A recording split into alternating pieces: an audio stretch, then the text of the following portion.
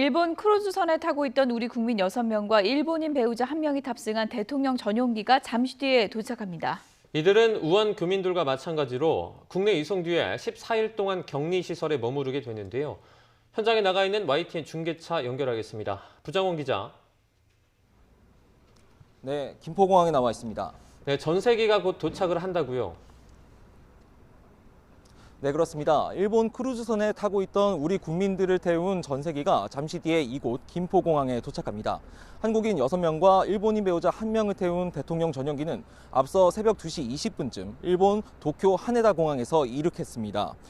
앞서 탑승자들은 오늘 새벽 0시 20분쯤 한국행을 위해 일본 요코하마항에 정박 중이던 다이아몬드 프린세스호에서 하선했는데요. 이들은 주일 한국 대사관이 준비한 버스에 탑승해 도쿄 하네다 공항으로 이동했고 본국에서 파견된 의료팀이 귀국자들의 건강 상태를 확인한 결과 발열 등 의심 증세는 없었던 것으로 전해졌습니다. 앞서 코로나19 집단 감염 사태가 발생한 크루즈선 다이아몬드 프린세스호에는 승객 9명, 승무원 5명을 포함해 모두 14명의 한국인이 탑승하고 있었습니다. 이 가운데 이번 전용기로 귀국하지 않는 나머지 탑승자들은 코로나19 검사 결과 음성 판정을 받으면 오는 19일에서 21일 사이 하선할 예정입니다.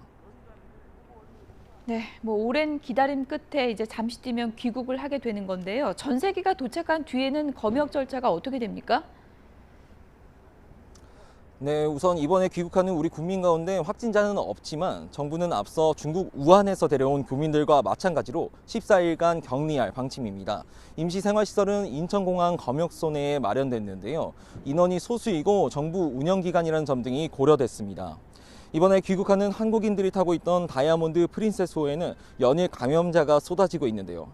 가장 먼저 크루즈선에 있던 자국민을 데려간 미국은 전세기에 300여 명을 태우면서 확진자 14명을 함께 실어 논란이 일기도 했습니다.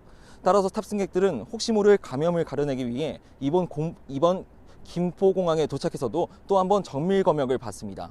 정부는 또 배 안에 남아있는 국민에 대해서도 계속 연락하고 필요한 조력을 다할 계획이라고 밝혔습니다. 지금까지 김포공항에서 YTN 부장원입니다.